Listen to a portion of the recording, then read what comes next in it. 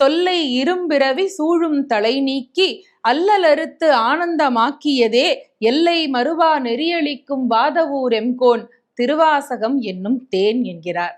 தேன் எப்பொழுதும் கெட்டு போகவே போகாது. திருவாசகத்தை தேன் என்று அவர்கள் குறிப்பிடுகிறார்கள். ஏனென்றால் தேன் தன்னோடு சேர்ந்திருக்கக்கூடியவர்களை கெட்டுப்போக வைப்பது இல்லை என்பதை போல திருவாசகத்திலே தோய்ந்து தோய்ந்து இருப்பவர்களுக்கு எப்போதும் அலுப்பு தட்டுவதே இல்லை. அந்த இனிப்பு மாறுவதே இல்லை. இனிப்பு என்று கூட அதை சொல்லக்கூடாது. இனிமை எப்பொழுதும் மாறுவதே இல்லை. இறைவனோடு ஒன்றுவதற்கு ஜீவன்களுக்கு என்ன தகுதி இருக்கிறது என்று கேட்டால், இந்த ஜீவாத்மாக்கள் இறைவனோடு சென்று சேருவதற்கு சிவன் எப்பொழுதும் இருக்கக்கூடியவன், ஜீவன்கள் தான் மாறிக்கொண்டே இருக்கக்கூடியவர்கள். அப்படி இருக்கக்கூடிய அழியக்கூடிய ஒரு பொருளை சிவானந்த தேனிலே சென்று திளைக்க வைத்து விட்டால் அவையும் சிவனோடு சேர்ந்து இனிமை பெறும் என்கின்ற உயரிய நோக்கத்திலே மாணிக்க வாசகர் நமக்கு இதை ஆக்கி தந்திருக்கிறார் என்று பெரியவர்கள் சொல்லுவது உண்டு.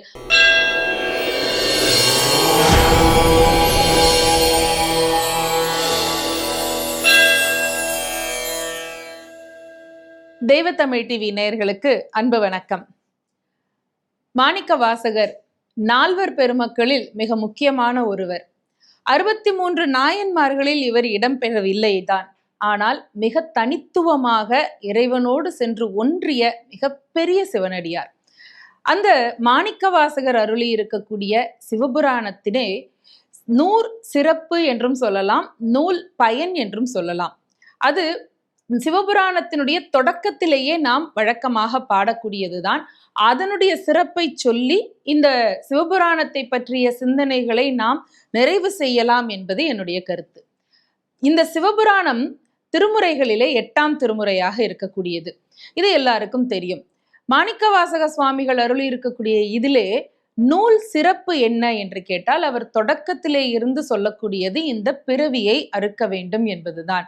பிறவியிலே பிறந்து உழலக்கூடிய மனிதர்கள் அதிலே இருந்து எளிமையாக வெளிப்படுவதற்கான ஒரு சிறந்த நூலை நமக்கு தருகிறார். சரி, இதிலே இந்த நூல் சிறப்பாக அவர் சொல்லக்கூடியது என்ன என்று கேட்டால், தொல்லை இரும்பிறவி சூழும் தலை நீக்கி அல்லலறுத்து ஆனந்தமாக்கியதே எல்லை மறுவா நெறியளிக்கும் வாதவூர் எம்கோன் திருவாசகம் என்னும் தேன் என்கிறார். தொல்லை தரக்கூடிய பிறவியை நீக்க வேண்டும். இதில் நமக்கு மாற்றியலை நிறைய இதை பற்றி பார்த்தோம். அந்த அல்லலை நீக்குவதற்கு எப்பொழுதும் நமக்கு அருள் செய்ய காத்து கொண்டிருக்கிறான். எல்லை மறுவா நெறியளிக்கும் வாதவூர் எம்கோன் என்கிறார்.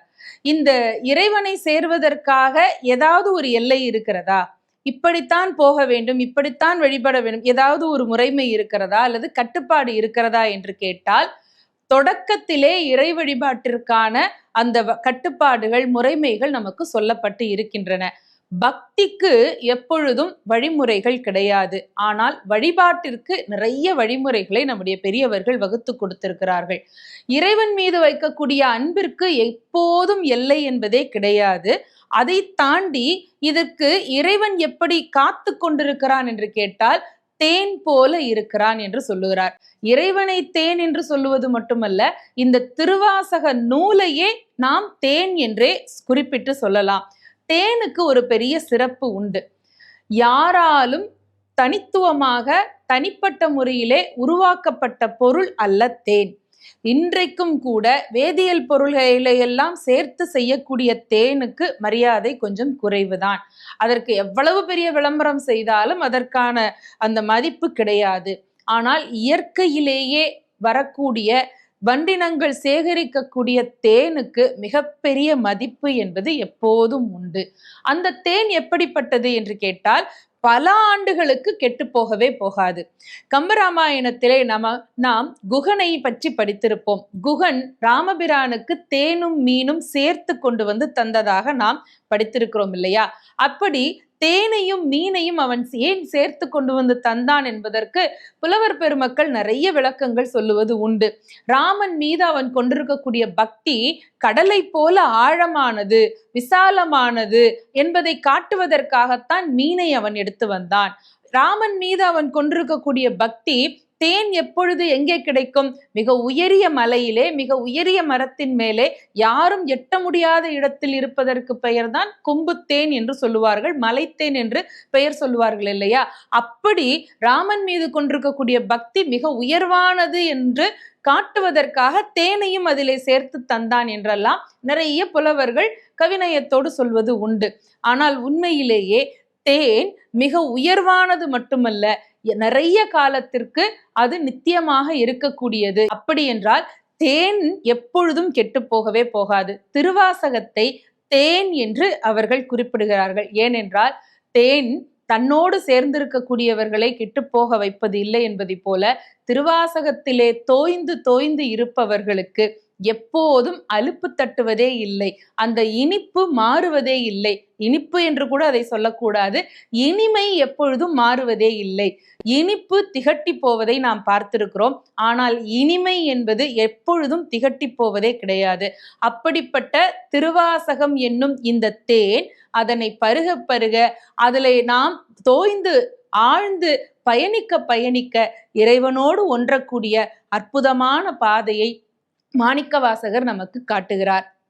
இறைவனோடு ஒன்றுவதற்கு ஜீவன்களுக்கு என்ன தகுதி இருக்கிறது என்று கேட்டால், இந்த ஜீவாத்மாக்கள் இறைவனோடு சென்று சேருவதற்கு சிவன் எப்பொழுதும் இருக்கக்கூடியவன், ஜீவன்கள் தான் மாறிக்கொண்டே இருக்கக்கூடியவர்கள். அப்படி இருக்கக்கூடிய அழியக்கூடிய ஒரு பொருளை சிவானந்த தேனிலே சென்று திளைக்க வைத்து விட்டால் அவையும் சிவனோடு சேர்ந்து இனிமை பெறும் என்கின்ற உயரிய நோக்கத்திலே மாணிக்கவாசகர் நமக்கு இதை ஆக்கி தந்திருக்கிறார் என்று பெரியவர்கள் சொல்லுவது உண்டு. அதனால்தான் தொல்லை இரும் பிறவி சூழும் தலை நீக்கி சூழக்கூடிய தலையை நீக்கக்கூடியவன் இறைவன். மாணிக்கவாசகருடைய வாழ்வியலை நாம் சிந்தித்து பார்த்தால் நன்றாக புரியும். அவருடைய பாதையிலே போய்கொண்டே இருந்தார். திருவாதவூரராக பிறந்தார். பாண்டிய மன்னனுக்கு அமைச்சராக பணியாற்றி கொண்டிருந்தார். குதிரை வாங்குவதற்காக கடற்கரையை நோக்கி சென்றவரை இங்கே வா என்று அவரை ஆட்கொண்டு அழைத்து குருந்த மரத்தடியிலே குருவடிவாக காட்சியளித்து அவருடைய அந்த தலைகளை எல்லாம் நீக்கி அவருக்கு ஞானத்தை இயற்கையிலேயே உடனடியாக போதித்து ஒரு பெரிய திருக்கோவிலை உருவாக்க செய்து, கல் திருக்கோவில் மட்டுமல்ல சொல் திருக்கோவிலாகிய திருவாசகத்தையும் உருவாக்க செய்து இவ்வளவு பெரிய திருவிளையாடல்களையும் இறைவன் செய்திருக்கிறான் என்று பார்த்தால், இறைவன் ஒரு ஜீவனை ஆட்கொள்வது என்று முடிவு செய்து விட்டார். அவர்களுக்கு எத்தனையோ சோதனைகளை கொடுப்பான். அந்த சோதனைகள் எல்லாமே இறைவனுடைய அன்பால் நமக்கு கிடைத்தது என்பதை பொறுத்து எடுத்துக்கொள்ளக்கூடிய ஏற்றுக்கொள்ளக்கூடிய ஜீவன்களுக்கு சிவன் எப்பொழுதும் பக்கத்துணையாக இருப்பான் என்பதுதான் சிவபுராணம் நமக்கு சொல்லக்கூடிய உயரிய செய்தியாகும்.